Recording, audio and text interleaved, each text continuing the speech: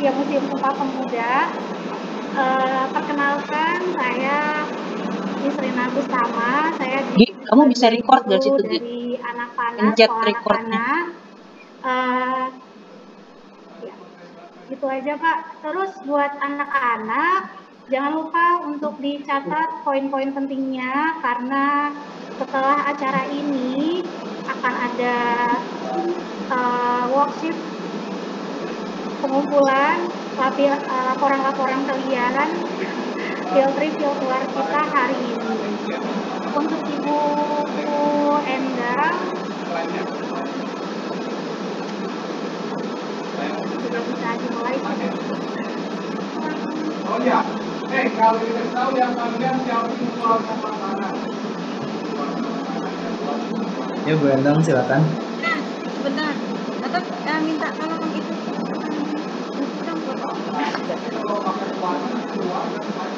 ya sebentar ya. jatuh terus misalnya. Oke. Ya, baik, terima kasih Bu karena sudah membuka acara pada virtual Sumpah Pemuda. Dan mungkin pameran tempat ini terakhir Bu, soalnya nanti tahun depan mungkin penataannya sudah ada dengan organisasi museum, penataannya lebih bagus dan menarik ya, melihat baik. Ini museum kami terletak di Jalan Keramat Raya nomor 106 Jakarta Pusat. Kecil, dan kita juga punya medsos ya. Coba ditampilkan medsosnya dulu Kak. Kenapa? Karena di ruangan inilah dulu yang dilakukan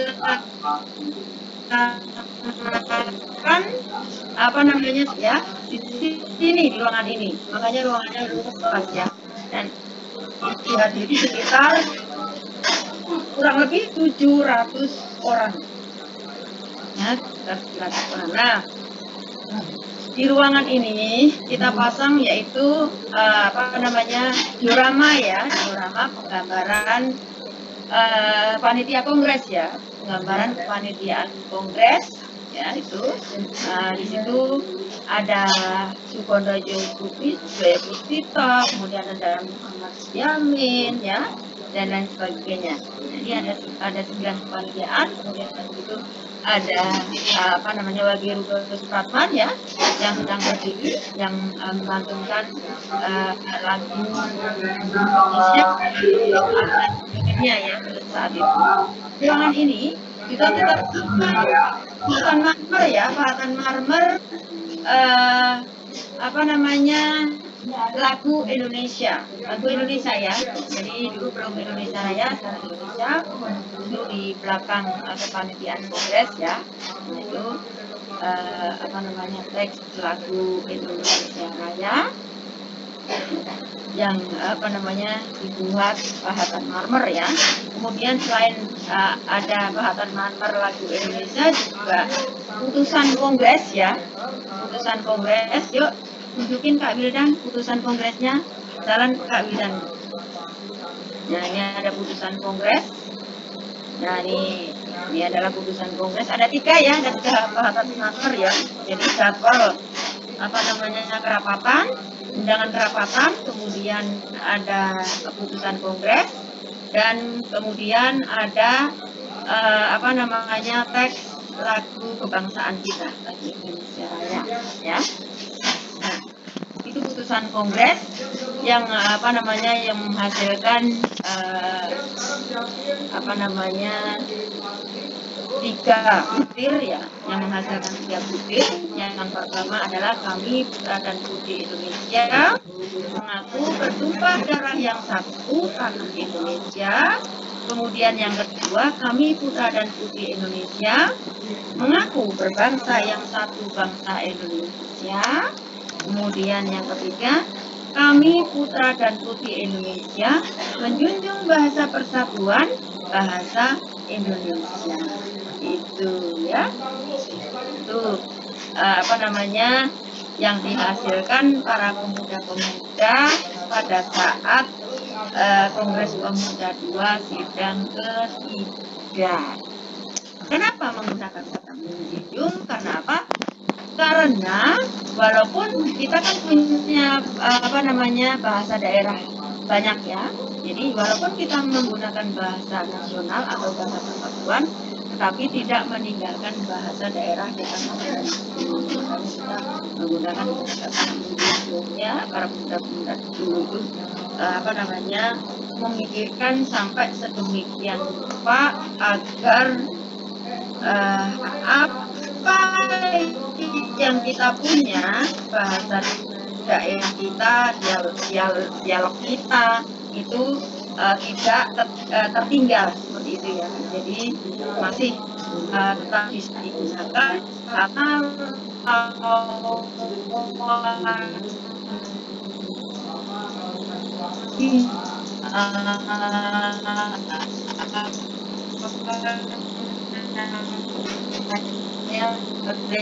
karena tahu bahasa daerah itu, jadi agar tidak menimbulkan salah paham. Jadi tidak seperti sekarang ya, kalau sekarang organisasi kepanduannya jadi satu menjadi pramuka. Jadi satu Indonesia, organisasi kepanduannya cuma satu. Tapi kalau dulu itu tidak. Jadi organisasi kepanduannya itu banyak sekali. Karena apa? Masing-masing organisasi tadi yang sudah dijelaskan Bu Endang yang di ruang pertemuan organisasi tadi, masing-masing organisasi pemuda itu memiliki kepanduannya sendiri. Misal, Jong Java, dia memiliki organisasi kepanduan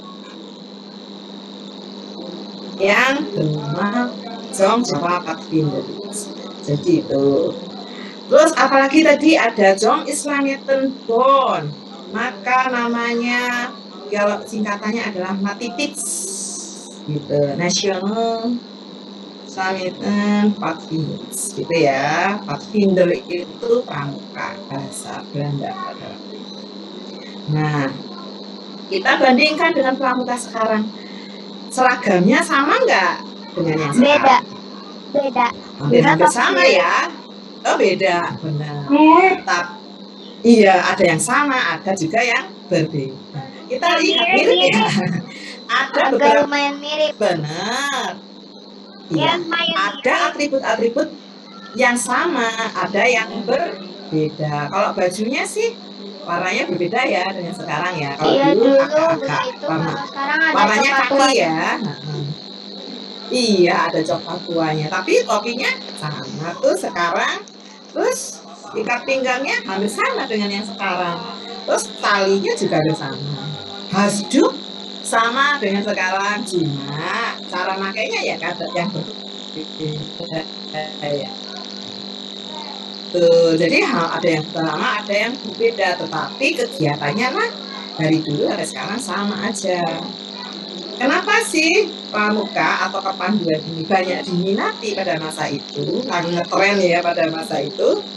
Karena pramuka atau kepanduan ini mengajarkan bagaimana tentang kepemimpinan, bagaimana mengajarkan tentang rasa solidaritas, kemudian ketangkasan, dan macam-macam ya. Jadi dia sangat-sangat membentuk karakter dari pemuda. Makanya banyak yang bergabung karena menyenangkan juga kegiatannya. Tadi ada foto-foto, ada penjelajahan, ada susur sungai gitu ya. Kalau sekarang ada nggak yang bergabung dengan pramuka, adik-adik semua? Aku enggak. Oh, aku enggak apa-apa. Semua orang minatnya sendiri-sendiri jadi. Ya. Oh iya, nanti boleh bertanya ya. Oh ya, untuk Francisco, kenapa raise hand? Mau bertanya Francisco? Silahkan kalau mau bertanya. Pertanyaanku, kenapa zaman dulu itu misalnya itu pemuda itu ditulisnya Poe muda pakai O dan E. Nah, mana sih wajahnya Francisco? Kenapa sih wajahnya nggak diperlihatkan ya? Dia kalau Ganteng apa dipakai enggak sih pada ini Francisco mata ini? Oh gitu. Kenapa? Jangan-jangan belum mandi nih Francisco. Aku Ya baru baik. selesai. Oh, Udah baik. udah pakai baju. Udah. Oh, sudah pakai baju. Wah. Ya udah, dijawab ya sama Bu Uni ya. Francisco, kenapa sih pada zaman dulu tadi apa pertanyaannya? Kenapa zaman dulu itu Lupa. Soekarno Kok tulisannya pemuda Ya. gitu ya? Karena itu adalah ejaan lama. Jadi yang sekarang itu adalah ejaan yang baru. Kalau sekarang yang paling baru itu kita menuruti kaidah yang namanya POEB, yaitu pedoman ejaan berbahasa Indonesia ya. Kalau dulu, kenapa kok OE? Karena pada masa itu bahasa Indonesianya masih dipengaruhi oleh bahasa Belanda, iya. Jadi ejaannya ada yang pakai bahasa OE. Inggris. Kenapa? Pantas tulisan Kongres pakai bahasa Inggris. Oh, iya, tapi lebih ke bahasa Belanda pada masa itu. Karena apa? Karena pendidikan pada masa itu banyak yang diajarkan itu bahasa Belanda. Gitu. Jadi literaturnya itu buku-bukunya itu banyak juga yang bahasa Belanda. Jadi begitu. Karena kita memang kan jajan Belanda ya. Kalau bahasa Inggris tentu literaturnya kita Belanda ya. Kita pernah sih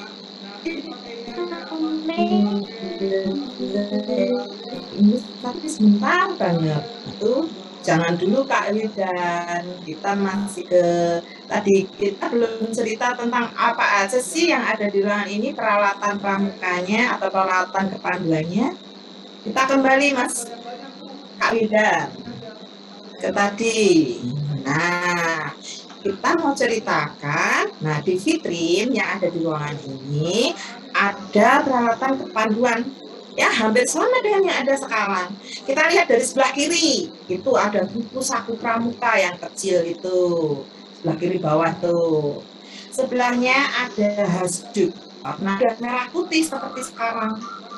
Nah, sebelah kanannya lagi itu adalah hasduk juga, tetapi itu dari kepramukaan yang dimiliki oleh organisasi Muhammadiyah yang nama organisasi kepanduannya disebut dengan Hizbul Waton. Nah, sebelahnya lagi yang ada nomor 4 itu adalah celana kepanduan pada masa itu. Dan sebelah kanan lagi, Apa? nah itu adalah kotak P3K. Kalau sekarang mungkin kalau P3K itu lebih diajarkan di ekstrakurikuler PMR ya, Palang Merah Remaja. Tapi pada masa itu ada juga di kepanduan.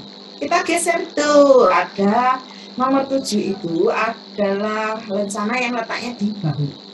Nah itu ada lencananya jadi pada masa itu kepanduannya. Kemudian nomor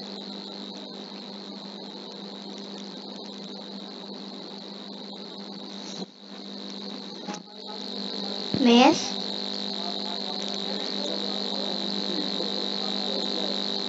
wait. Disconnect. SDC. Ya mohon maaf ya. Iya, sinyalnya nggak stabil nih di tempat ini. Jadi mohon maaf ya, kalau tadi sempat terputus. Nomor 9 itu adalah pisau lipat. Jadi sekarang pun ada kan di Bandung atau perangkaan. Nah 10 itu peluit. Nah sebenarnya di belakang itu yang itu ada juga koleksi tapi nggak terlalu terlihat di sini. itu ada pisau belati kepanduan. Jadi kalau zaman dulu pisau belati itu dibawa kemana-mana karena apa? Kalau kita penjelajahan, kemudian ada batang-batang cabang-cabang itu bisa dipotong dengan pisau belati. Kemudian ada ikat pinggang kepanduan nomor 11. Oh, ada apa ini Francisco? Bertanya lagi, emang Francisco tanya apa sayang? Lupa turunin Ya. tangannya. Oh, lupa turunin tangannya. Oke, kita lanjutkan ke ruang berikutnya Kakak Widan.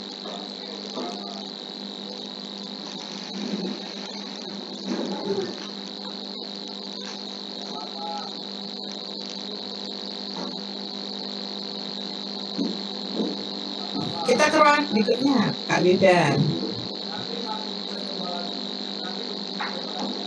Nah, ini adalah ruang berikutnya. Jadi kepanduan ini itu ada 2 ruangan. Jadi yang tadi sama yang jangan dulu ke Indonesia Muda sayang. Sayang Kak Widan. Nah, ini dulu. Nah, ini adalah ruang kepanduan juga masih. Kita lihat di sini itu adalah kalau kita lihat di layar itu ada patung yang memakai seragam kepanduan untuk laki-laki. Jadi itu. Tapi ini dari organisasi kepanduan Hizbul Wathan yang tadi hasdiknya ada di yang sebelumnya tadi. Nah, ini kalau pakai seragam yang lengkap gini. Nah, di sini juga ada vitrin yang memperlihatkan sebuah bendera dari organisasi kepanduan INPO. Jadi INPO itu adalah Indische Nationale Padvinder Organisasi. Jadi, kalau kalian lihat benderanya warnanya udah merah putih, padahal ini ada jauh hari sebelum Indonesia merdeka. Berarti warna merah putih itu dari dulu itu sudah disukai untuk menjadi bendera. Jadi begitu. Nah, kalau kita lihat di depan, di narasi yang ada di dinding atau temboknya itu ada foto para pemuda yang berangkat untuk latihan kepanduan. Jadi mereka berfoto, itu yang memakai sepeda berjejer-jejer itu, mereka berfoto di depan gedung Museum Sumpah Pemuda. Oke, baik. Izati ingin bertanya apa Izati? Silakan. Terus kan itu baju pramuka atau yang Iya. lain? Nah, Kok beda gitu? pramuka untuk cowok.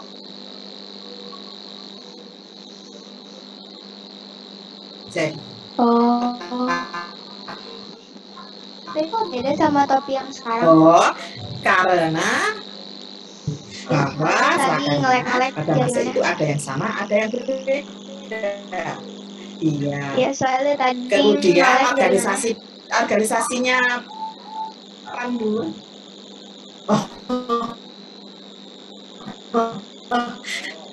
Ya nggak apa-apa. Jadi pada masa itu organisasi kepanduannya itu banyak. Nah, kalau masing-masing organisasi kepanduan itu mereka memiliki ciri khas sendiri-sendiri. Tidak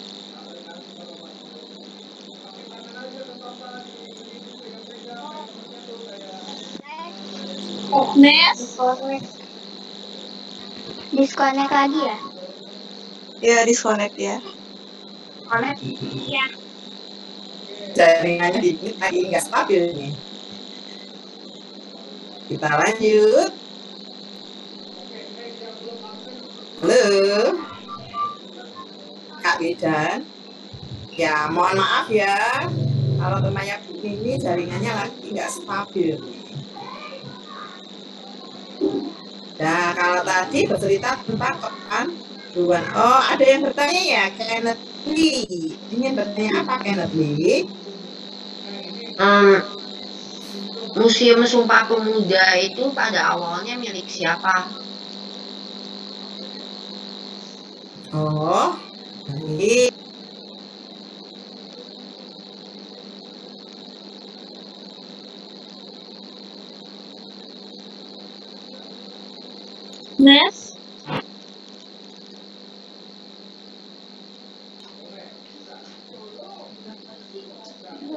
putus ya Mbak Uni.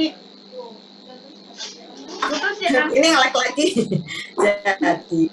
Jadi, Museum Sumpah Pemuda itu adalah rumah yang dimiliki oleh seorang keturunan Tionghoa yang bernama Si Kong Liao. Nah, jadi beliau itu adalah seorang pedagang, ya, karena mungkin ada peluang usaha pada masa itu, karena apa? Rumah ini dekat dengan sekolah-sekolah yang ada pada masa itu, yaitu sekolah Stov ya, seperti yang tadi sudah dijelaskan oleh Bu Enda. Yang satunya ada sekolah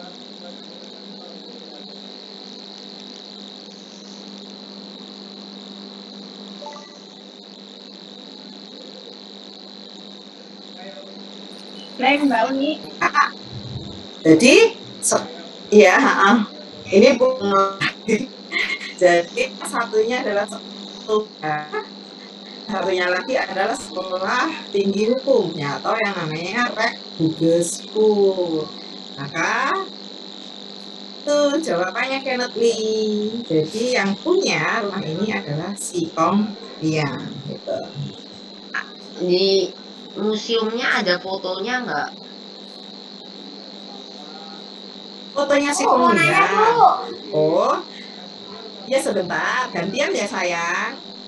Kayaknya udah selesai pertanyaannya apa? Ada fotonya? Ada fotonya. Kedua siapa Bu? Tinggalan tadi Bu.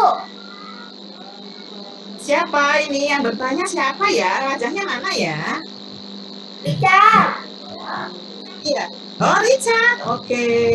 Sekretaris Kongres Pemuda kedua jadi siapa Bu? Ketinggalan. Iya. Sekretarisnya namanya adalah Muhammad Yamin. Muhammad Yamin. Dah, Richard? Lagi nulis. Betul. Lagi nulis. Ya, nggak apa-apa. Kan ditulis Baik, Muhammad. kita lanjut. Oke. Makasih ya Bu. Iya, sama-sama Richard. Baik, Kenneth Lee, ini masih mau bertanya apa enggak? Enggak. Halo? Atau lu Ya, udah diturunin di saya? museumnya ada fotonya nggak? Gimana ya? Ada fotonya. Cuma untuk dipamerkan di pameran tetap, karena sekarang lagi revitalisasi, jadi ini masih dibongkar pameran tetapnya. Jadi yang kalian lihat di sini adalah pameran tetap sebelum revitalisasi. Jadi seperti yang dijelaskan oleh Bu Endang tadi atau Mas Endang tadi, bahwa ini pameran tetap yang kalian lihat, pameran tetap itu yang kalian lihat ini itu namanya pameran tetap. Nah ini itu akan diganti tampilannya tahun depan. Nah meskipun dan tahun depan, tapi ini sudah mulai Pelajar Indonesia itu apa Bu? Ya. Maaf, diulang Richard. Pelajar Indonesia apa Bu? Tuh. Oh, Perhimpunan Pelajar Indonesia itu adalah organisasi pemuda yang ada pada waktu itu. Jadi salah satu organisasi pemuda. Catat dulu ya Bu, Yang tunggu ya diketuai Bu. oleh Sugondo. Iya sayang. Oke. Udah ya. Richard, masih kita nyatet. beri kesempatan yang lain. Oh iya. Kenneth Lee mau nanya lagi atau sudah? Sudah Miss, makasih. Ya, untuk Galaxy Tab ini siapa ya namanya ya? Kok raise hand? Silakan. Namanya siapa ya? Diperkenalkan dong. Silakan untuk yang punya di sini tulisannya Galaxy Tab. Kok nggak dikasih nama Boleh ya? bertanya Bu? Boleh aku bertanya enggak? Ya, Ini aku bertanya apa ada- silakan. Namanya siapa, ada, sayang? Ahsan. Oh itu Hasan. Oh, oh ya silakan. Mau bertanya apa? Apa? Aku mau nanya. kedengeran tuh Bu. Kenapa Ya. tulisan aslinya itu pada zaman dulu kalau tentang putra putri Indonesia kenapa harus pakai poetry Indonesia? Kenapa tulisannya kayak gitu?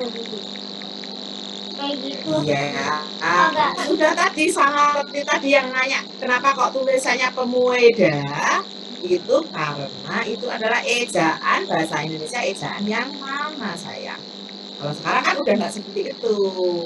Kalau sekarang kita mengikuti PUEBI, yaitu terima kasih ejaan Bu. bahasa Indonesia. Iya, ya sama-sama. Dan kita lanjutkan ya, ruang berikutnya adalah ruang Indonesia Muda ini. Jadi setelah Kongres Pemuda kedua tadi disepakati untuk menjadi satu tumpah darah, satu bangsa, dan satu bahasa, maka seluruh organisasi kepemudaan yang menjadi peserta Kongres Pemuda II tadi bergabung menjadi satu. Jadi mereka benar-benar merasa menjadi satu itu, yang menjadi organisasi yang namanya Indonesia Muda. Maka di sini diceritakan tuh tentang Indonesia Muda. Nah, Indonesia Muda ini itu mereka kegiatan-kegiatannya itu tetap seperti pada seperti ke organisasi kepemudaan sebelumnya, cuma karena ini anggotanya lebih besar ya, karena semua bergabung makanya lebih ramai. Kemudian di sini itu tampak juga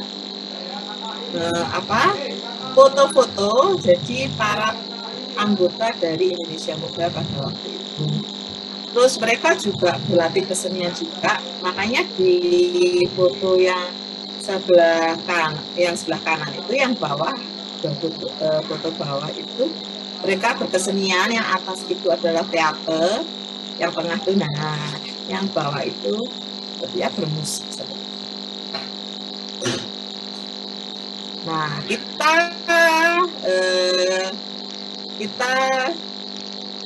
kita lihat ke sebelah kanannya itu ada, kenapa sih kok di situ ada PPPI atau Perhimpunan Pelajar-Pelajar Indonesia yang dia sendiri, kenapa kok ada di situ lagi, kan di depan tadi tidak ada. Karena apa? Karena meskipun semua organisasi bergabung, hanya satu ini yang tidak bersedia untuk bergabung. Apakah karena tidak solidar atau nggak mau bersatu? Bukan seperti itu. Karena Perhimpunan Pelajar-Pelajar Indonesia ini merasa memiliki cara sendiri untuk berjuang, meraih kemerdekaan. Jadi dia memiliki cara sendiri untuk berjuang, begitu. Bukan karena tidak mau bersatu ya, tetapi itu. Karena kalau Indonesia Muda itu dia cara berjuangnya lebih lebih bersifat musyawarah, lebih ke diplomasi, jadi nggak keras. Tapi kalau Perhimpunan Pelajar ini dia ada orasi-orasi, kemudian menyebar selebaran yang mendengungkan semangat supaya Indonesia. Nah, di ruangan ini juga terlihat di situ ada foto lagi, maaf ya. Ada patung 2 orang yang lagi membaca surat kabar. Nah, adik-adik kan tahu bahwa pada masa itu alat komunikasi yang digunakan oleh rakyat pada masa itu yang paling banyak digunakan itu hanya 2 itu, yaitu radio seperti yang di Ruang Kongres Pemuda 1 dan surat kabar. Tetapi karena surat kabar ini harganya lebih murah, lebih terjangkau oleh rakyat, karena pada masa itu radio itu harganya mahal sekali, maka banyak orang yang lebih memilih untuk surat kabar. Makanya ketika Kongres Pemuda, undangan maupun hasil dari Kongres itu dipublikasikan di surat kabar. Baik, Aiko, mau nanya apa Aiko? Silakan. Kenapa ada tulisan Merdeka? Bisa diulangi Aiko, soalnya putus-putus nih kedengaran di Ibu Umi. Kenapa? Ya. Diulang saya. Kedengarannya masih putus-putus, Aiko. Apa ditulis di kolom chat? Bisa nggak kira-kira? Soalnya putus-putus nih kedengarannya. Kali Mungkin karena sinyal Bu ini nggak. Kita mau diulang. Mungkin karena sinyalnya ini nggak stabil juga sih dari tadi. Yang Mbak Uni katanya kenapa tulisannya Ya. Merdeka gitu. Lebih ke tulisannya aja. Oh. Ya. Kenapa tulisannya Merdeka bukan Merdeka? Ya, karena pada masa itu jadi masih ejaan yang lama ya, jadi bukan Merdeka tapi Merdeka. Juga pada masa itu masih sangat berpengaruh bahasa kedaerahan, jadi Merdeka. Ini itu kalau di bahasa Jawa itu ada istilah kalau merdeka itu merdiko, jadi menjadi merdeka. Jadi seperti itu. Jadi ada apa ya, pengaruh dari bahasa daerah. Karena seperti yang disampaikan oleh Miss Endang atau Bu Endang, bahwa tadi kalau Sumpah Pemuda yang ketiga itu kan menjunjung bahasa persatuan bahasa Indonesia, gitu kan? Artinya apa kalau menjunjung? Berarti kalau memakai bahasa Indonesia itu tidak melupakan bahasa daerah. Jadi tidak apa-apa memakai bahasa daerah. Tetapi kalau kita bertemu dengan sesama orang Indonesia yang berbeda daerah, maka kita diutamakan untuk memakai bahasa Indonesia. Makanya bahasa daerah ini masih mempengaruhi bahasa Indonesia. Bu, Itu ya Aiko ya. Ya apa Richard? wakil ketua Kongres Pemuda pertama? Wakil Siapa? Ketua Kongres Pemuda pertama. Siapa ya? Bisa dilihat di apa? Di tadi ya, di ruang Kongres Pemuda pertama. Bisa diperlihatkan lagi Mas Lidan? Richard ini kayaknya ketinggalan nyatet ya, Richard. Wakil ketuanya siapa tuh? Bisa Pemuda dilihat pertama. di ruang Wakil ketuanya ini ya, Soemarto. Marto. Iya. Iya, Soemarto. Tunggu. Tunggu. Jadi ketuanya Muhammad Abani, wakilnya Soemarto. Bu, ini sebenarnya juga nggak apa-apa banget sih sama nama-namanya. Soalnya banyak sekali ya namanya.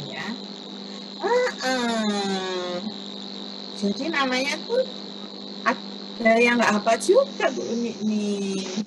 Mungkin yang apa paling ketua, sekretaris, bendahara. Tapi yang lain-lainnya belum apa juga nih Bu. Lanjut. Sama aja dengan Oh, yang tadi balik lagi. lanjut, sayang. Oke, kita lanjutkan Mas Widan. Oh, Kak Widan. Sorry. Kita lanjut ke ruang Indonesia Raya atau ruangnya WR Supratman. Udah selesai nyatetnya kan Richard ya? Udah dong. Udah dilihatkan nih sama Kak Wildan. Udah dong. Udah dilihatkan nih panitia Kongres Pemuda pertama. Belum dicatat.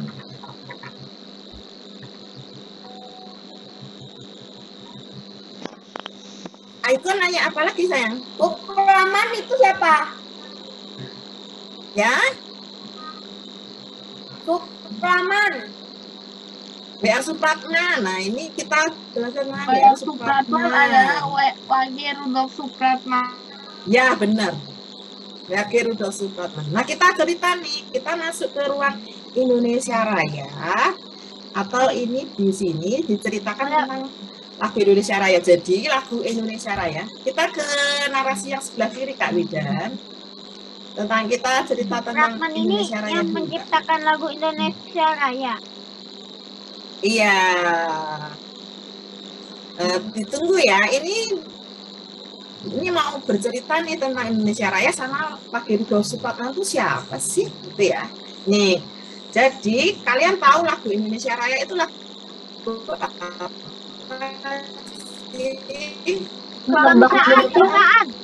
Bangsaan. Betul, semua orang pintar semua. Jadi lagu Indonesia Raya ini ternyata sejak diciptakan, siapa penciptanya? Wage Rudolf Supratman. Itu dia mengalami beberapa perubahan ya. Jadi dari awal memang lagu Indonesia Raya ini diciptakan sudah dalam 3 stansa. Dan sekarang pun jadi 3 stansa. Tetapi seiring perkembangan, maka lagu Indonesia Raya ini kata-katanya disesuaikan lagi dengan masa sekarang. Juga temponya pun juga disesuaikan atau diaransemen ulang pada waktu itu oleh George Weber pada waktu itu. Nah, siapa yang meminta untuk diaransemen ulang? Ini adalah Presiden Soekarno pada masa itu. Jadi kenapa sih? Karena dianggap pada waktu itu Indonesia Raya itu kayaknya mendayu-dayu, kurang bersemangat, begitu ya. Jadi temponya menjadi lebih bersemangat seperti sekarang. Jadi temponya inersia kayak salah. Jadi begitu. Nah, ada yang ini siapa? Michael. Apakah lagu Indonesia Raya? Apakah lagu Indonesia Raya lagu pertama? Kenapa lagu Indonesia Raya? Kenapa saya? Enggak kedengar.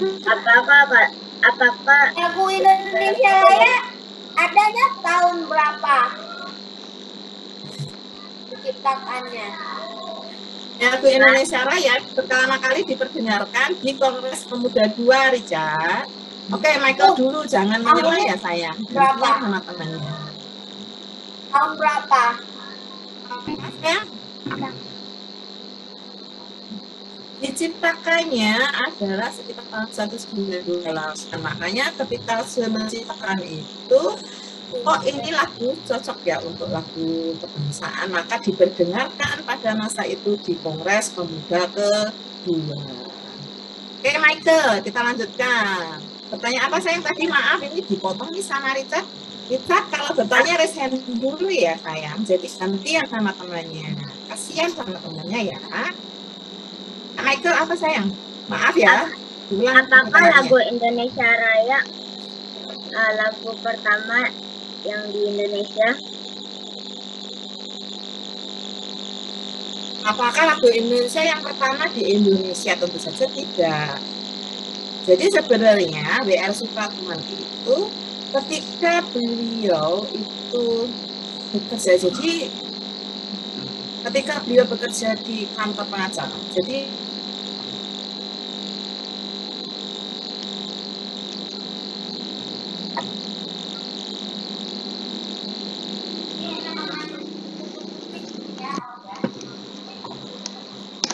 nah ini koneksinya